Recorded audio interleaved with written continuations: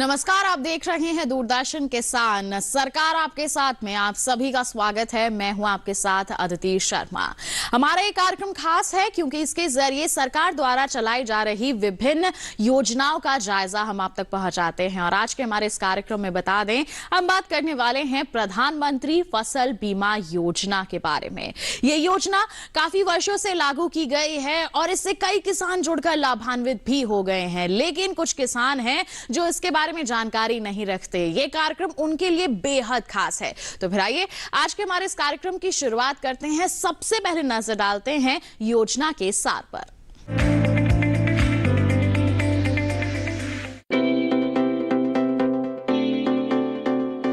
प्रधानमंत्री फसल बीमा योजना की शुरुआत 2016 में की गई थी।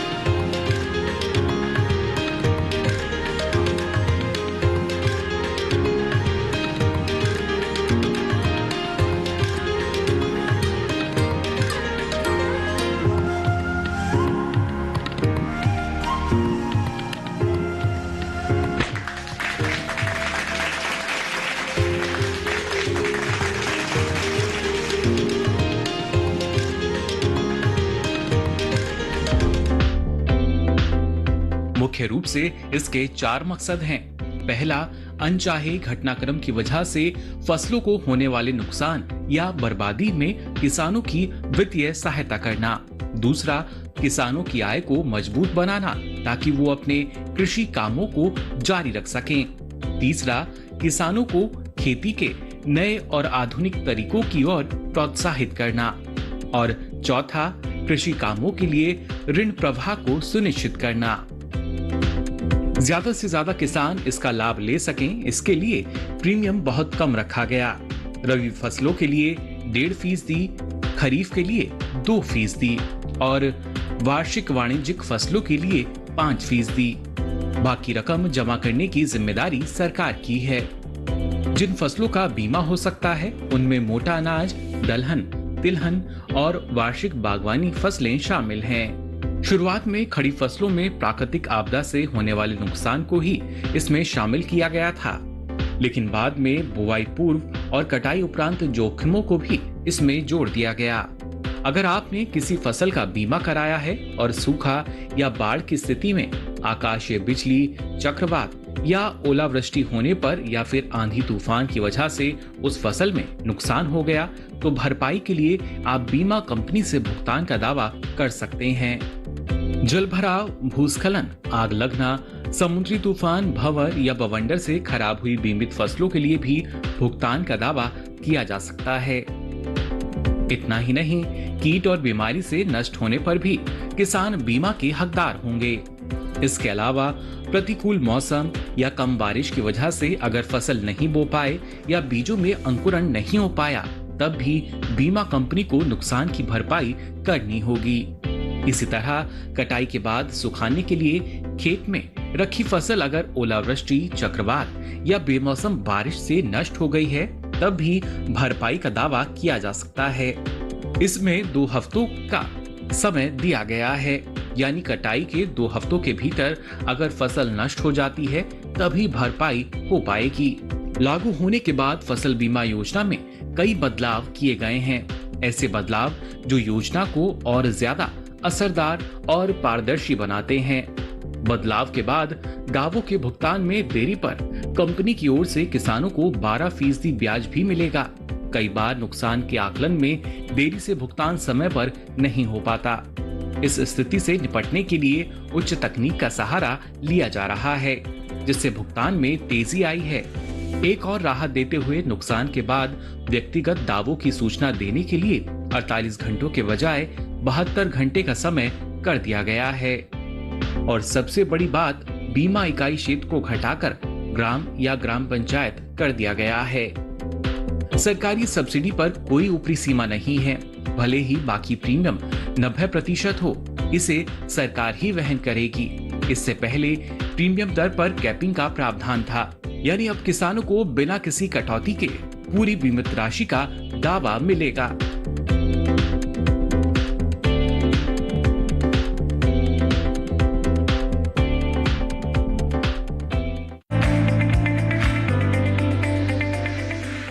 तो देखा आपने योजना का सार। इसी के साथ बता दें कार्यक्रम में वक्त हो चला है एक छोटे से ब्रेक का। आपका हिम्मत जाइए, ब्रेक के बाद बहुत सी अहम जानकारियां आप तक पहुंचाना अभी बाकी है।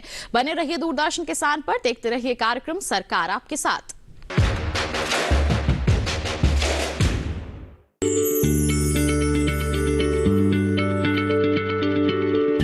क्या आप किसी बीमारी से परेशान हैं? चाहते हैं डॉक्टर की सलाह? तो हम हैं आपके साथ, बताएंगे आपको जीने की राह। समस्याएं आपकी, समाधान देश के मशहूर विशेषज्ञों के। घर बैठे बात करें देश के जाने माने डॉक्टरों से। हमारे लाइव प्रोग्राम स्वस्थ किसान में हर शनिवार शाम 6 बजे से 7 बजे तक। ब्रेक के बाद दूरदर्शन किसान के कार्यक्रम सरकार आपके साथ में आप सभी का फिर से स्वागत है। अब कार्यक्रम में वक्त है ये जानने का कि किस तरह से इस योजना से आप जुड़ सकते हैं। तो क्या है पूरी प्रक्रिया, आइए आपको दिखाते हैं।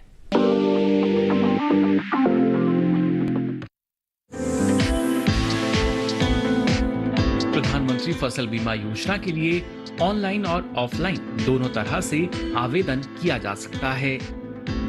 ऑफलाइन आवेदन के लिए नजदीकी बीमा कंपनी जाएं। आवेदन में अपना नाम, मोबाइल नंबर, ईमेल आईडी दर्ज और बाकी जो भी जानकारी पूछी जाए उसे भी लिखें। आपको सभी महत्वपूर्ण दस्तावेज आवेदन पत्र के साथ लगाने होंगे।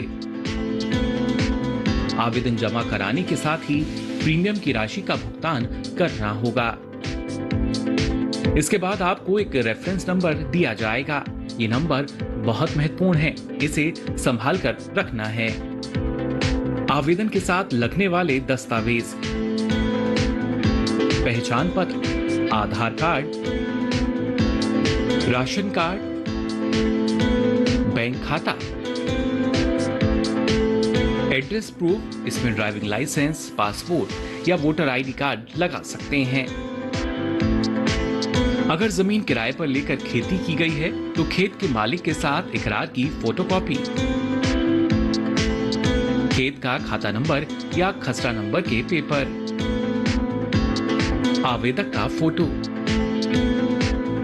और फसल की बुआई शुरू किए हुए दिन की तारीख। ऑनलाइन आवेदन: दूसरी ओर ऑनलाइन आवेदन के लिए प्रधानमंत्री फसल बीमा योजना की आधिकारिक वेबसाइट पर अपना रजिस्ट्रेशन कराएं।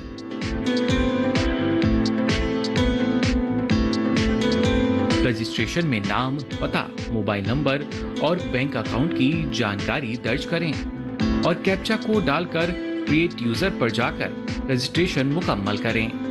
लीजिए, अब आप ऑनलाइन आवेदन कर सकते हैं। ऑनलाइन आवेदन के लिए होम पेज पर जाकर साइन इन के बटन पर क्लिक करें। मोबाइल नंबर, पासवर्ड और कैप्चा कोड डालकर लॉग इन कर लें। फसल बोने के बाद अगर किसी प्राकृतिक आपदा की वजह से आपकी फसल को नुकसान पहुंचा है तो आप इस योजना का लाभ प्राप्त कर सकते हैं। इसके लिए पहले आपको अपने कृषि अधिकारी, बैंक या बीमा कंपनी के पास जाना होगा और उसे नुकसान की जानकारी देनी होगी। ये जानकारी टोल फ्री नंबर पर भी दी जा सकती है। याद रहे, जानकारी 72 घंटे के भीतर दे देनी है। यहाँ आपको नुकसान की तारीख और समय की जानकारी भी देनी होगी और नष्ट हुई फसल का फोटो जमा कराना होगा। वैसे आप चाहें तो ये सब क्रॉप इंश्योरेंस ऐप के माध्यम से भी कर सकते हैं। कोई भी और जानकारी चाहिए तो किसान कॉल सेंटर पर संपर्क कर लें, जिसका नंबर है 1800-180-1551। अगर आवेदन की स्थिति जानना चाहते हैं तो योजना की आधिकारिक वेबसाइट पर जाकर बस एप्लीकेशन स्टेटस के ऑप्शन पर क्लिक करना होगा। आपके सामने नया पेज खुल जाएगा, जहां रिसिप्ट नंबर भरना होगा। फिर कैप्चा कोड डालकर सर्च स्टेटस पर क्लिक कर दें। नुकसान की रिपोर्ट करने के 10 दिन के भीतर फसल को हुई क्षति का आकलन नुकसान निर्धारित करता खुद करेगा। सारी प्रक्रिया सफलतापूर्वक हो जाने पर 15 दिन के अंदर अंदर बीमा की राशि आपके खाते में पहुंचा दी जाएगी। अगर आपके सामने कोई समस्या आ रही है तो ऑनलाइन शिकायत भी कर सकते हैं। इसके लिए वेबसाइट के होम पेज टेक्निकल ग्रीवेंस का ऑप्शन दिखाई देगा। आपको इस ऑप्शन पर क्लिक करना है। इसके बाद जो पेज खुलेगा उस पर अपना नाम, मोबाइल नंबर, ईमेल आईडी और कमेंट्स दर्ज करना है। सभी जानकारी भरने के बाद सबमिट के बटन पर क्लिक कर दें। लीजिए, हो गई आपकी शिकायत दर्ज।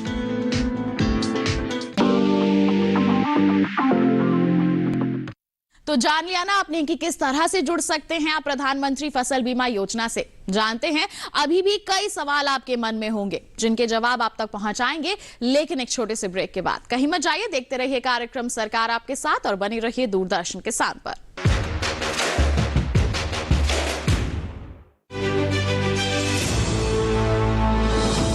खुशहाल होंगे खेत, पशु भी रहेंगे स्वस्थ, सरकारी स्कीम का होगा लाभ, जब एक्सपर्ट्स का मिलेगा साथ, किसानों के सवाल विशेषज्ञों के जवाब, अब सिर्फ एक फोन कॉल पर। देखिए अपना खास प्रोग्राम। हमारे टोल फ्री नंबर हैं 1800-113060, 1800-113061। हेलो किसान, सोमवार से शुक्रवार शाम 6 बजे सिर्फ दूरदर्शन किसान पर।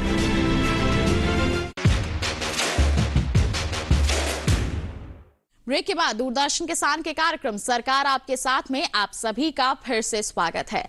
तो प्रधानमंत्री फसल बीमा योजना, इसके बारे में आइए विस्तार से चर्चा कर लेते हैं हमारे विशेषज्ञ से। आइए उन्हीं का रुख करते हैं। तो जैसा आज हमारे इस कार्यक्रम में बात हो रही है प्रधानमंत्री फसल बीमा योजना के बारे में, हमने ब्रेक पर जाने से पहले आपको जानकारी दी थी कि ब्रेक के बाद हमारे विशेषज्ञ हमारे साथ उपस्थित होंगे। इस योजना के संदर्भ में विस्तार से जानकारियां हम सभी तक पहुंचाएंगे। तो बता दें हमारे विशेषज्ञ उपस्थित हैं। सबसे पहले परिचय करवा देते हैं। डॉक्टर सुनील कुमार उपस्थित हैं हमारे साथ। बता दें सहायक आयुक्त हैं केंद्रीय कृषि एवं किसान कल्याण मंत्रालय भारत सरकार में। डॉक्टर सुनील, बहुत बहुत स्वागत है आपका। तो यहाँ पर हम प्रधानमंत्री फसल बीमा योजना के बारे में बात कर रहे हैं। डॉक्टर सुनील, कई किसान इससे जुड़ चुके हैं, लाभान्वित हो चुके हैं, लेकिन अभी भी एक ऐसा वर्ग है जो इसके बारे में जानकारी नहीं रखता है या फिर कुछ हिचक है कि इससे फायदा क्या होगा। उन्हें इसके फायदे या लाभ के बारे में जानकारी ही नहीं है। तो सबसे पहले तो इस योजना के बारे में आप बताएं, क्या फायदे हैं इसके? देखिए, ये प्रधानमंत्री फसल बीमा योजना जो लागू की गई है किसानों के लिए, जिसमें सभी किसान जानते हैं कि उनकी जो खेती बाड़ी की जो है व्यवस्था वो पूरी प्राकृतिक पर निर्भर करती है। तो कभी कभी प्राकृतिक आपदा के कारण उनके फसल नुकसान हो जाते हैं और ये प्रायः देखा गया है कि नुकसान बहुत ज़्यादा भी हो सकते हैं और कम भी हो सकते हैं। तो जो आप भविष्य का क्रियाकलाप के लिए जो आपकी निश्चित आय जो आप फसल पर सोचते हैं उसमें बाधा ना पड़े, इसलिए फसल बीमा योजना लागू की गई है ताकि प्राकृतिक आपदा के समय में किसानों को तत्काल राहत सहायता दी जा सके फसल बीमा के रूप में। और ये स्कीम जो है ये बीमा योजना है। बीमा योजना में जितनी फसल की नुकसान होती है उसके समानुपातिक रूप से उनको क्षतिपूर्ति की जाती है। बिल्कुल, तो यहाँ पर नुकसान बहुत होता है क्योंकि मौसम की मार लगातार बनी ही रहती है फसलों पर। ऐसे में ये हम कह सकते हैं कि एक सुरक्षा कवच के तौर पर काम करता है ये फसल बीमा योजना हमारे किसानों के लिए।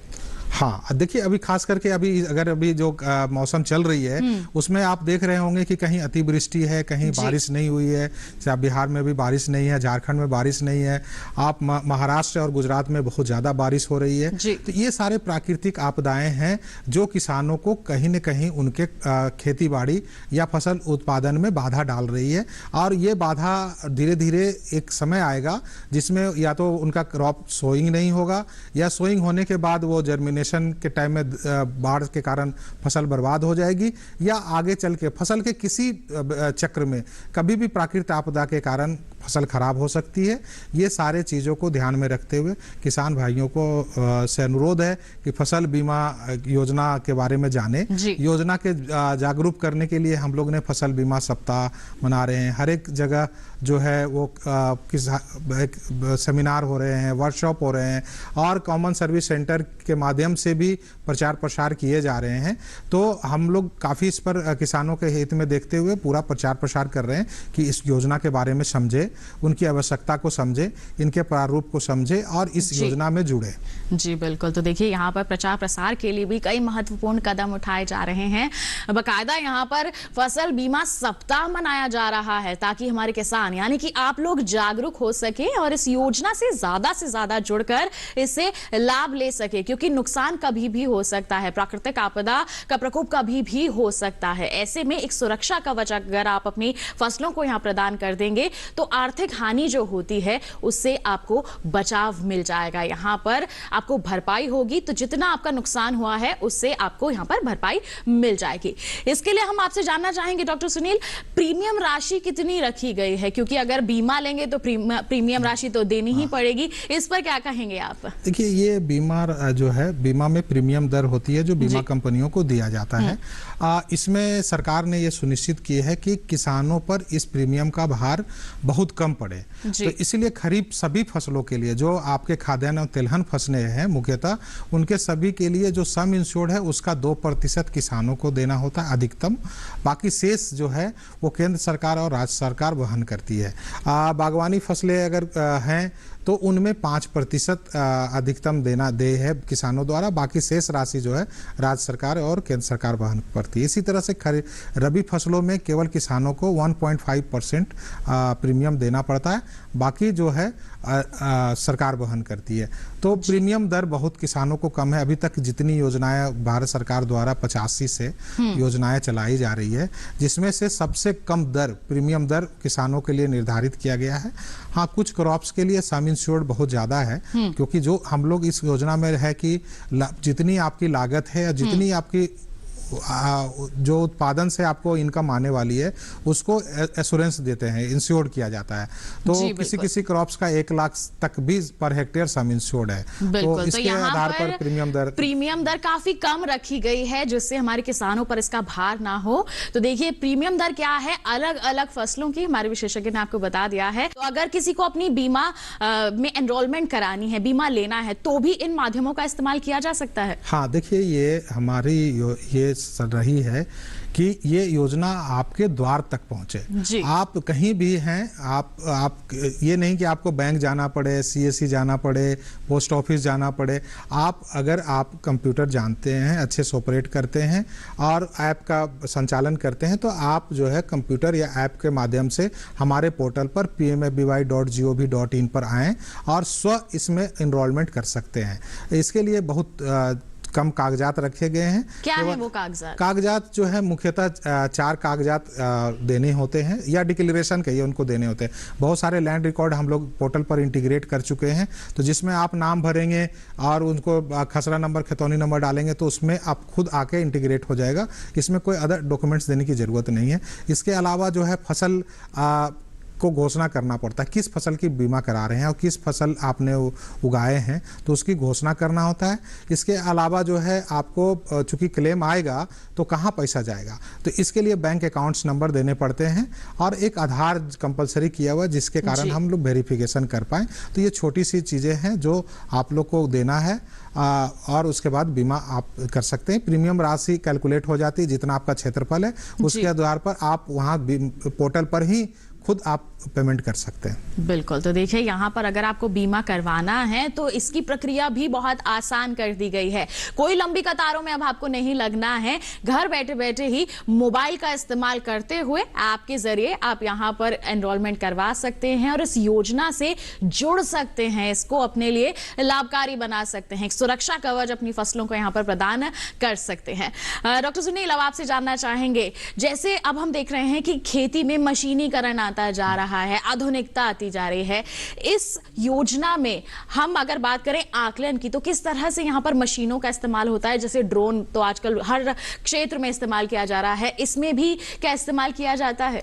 हाँ, इसमें सरकार की ये मंशा रही है कि जो हम आकलन को त्वरित करें, ट्रांसपेरेंट में करें और जितना जो क्षति है उसको हम उसी के मापदंड में करें। किसी तरह से ह्यूमन एरर, जिसको मानवीय भूल कहते हैं या इंटरफेरेंस कहते हैं, वो ना हो, इसके लिए तकनीकी का समावेश किया गया है। हर एक क्षेत्र पर हम लोग जो पहले जैसे जो स्वचालित जो मौसम केंद्र थे जिसके आंकड़े के आधार पर तो हमारे पास आते थे, अभी हम लोग जो है ड्रोन का भी उपयोग कर रहे हैं। जहां जहां ज़्यादा क्षति होती है वहां तुरंत तत्काल के रूप में हम लोग ड्रोन से उड़ा के पूरी क्षति का आकलन करके भुगतान करवाते हैं।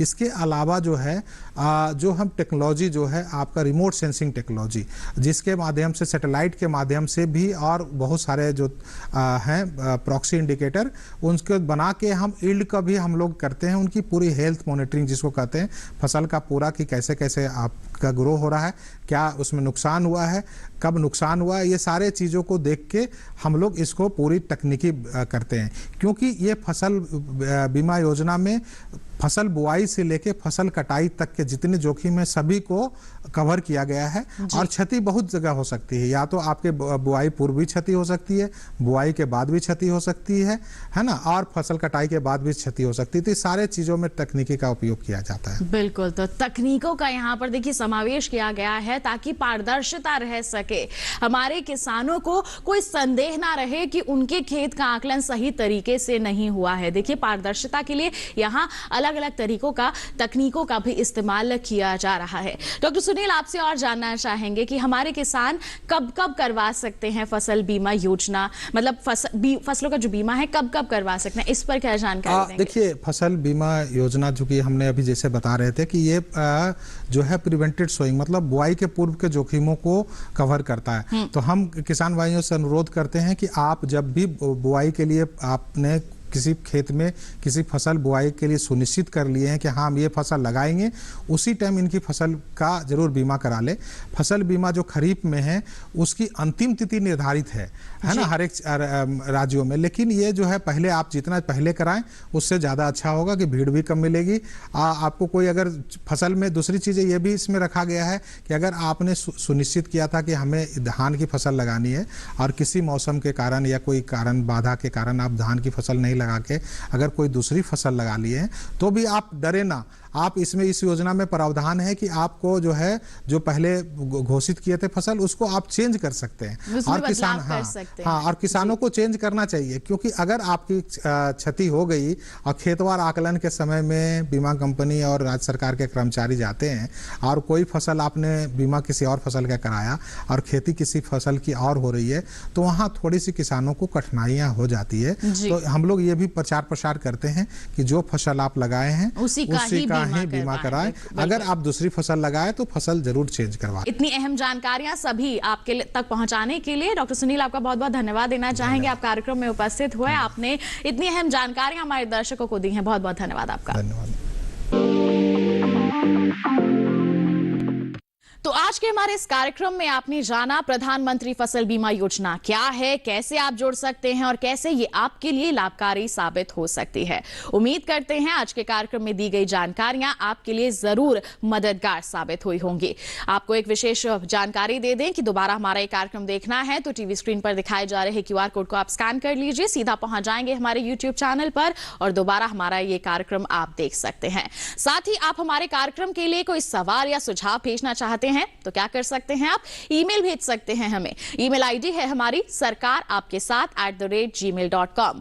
आप हमारे फेसबुक पेज के जरिए भी जुड़ सकते हैं। फेसबुक पर जाइए, हिंदी में टाइप कीजिए सरकार आपके साथ, वहां पर हमारा पेज खुलेगा, उस पर आप अपने सवाल या फिर कोई सुझाव है तो वो पोस्ट कर सकते हैं। साथ ही डीडी किसान कॉल सेंटर नंबर है 1800-113-060, जिस पर सोमवार से शनिवार सुबह 6 बजे से रात के 10 बजे तक आप कॉल करके अपनी कोई सवाल या फिर सुझाव रिकॉर्ड करवा सकते हैं। तो इसी के साथ बता दें आज के अंक में इतना ही। अगले अंक में एक नई योजना पर करेंगे चर्चा और आपको भी जानकारियां देंगे। तब तक के लिए हमें दीजिए इजाजत। आप बने रहिए दूरदर्शन किसान पर। नमस्कार।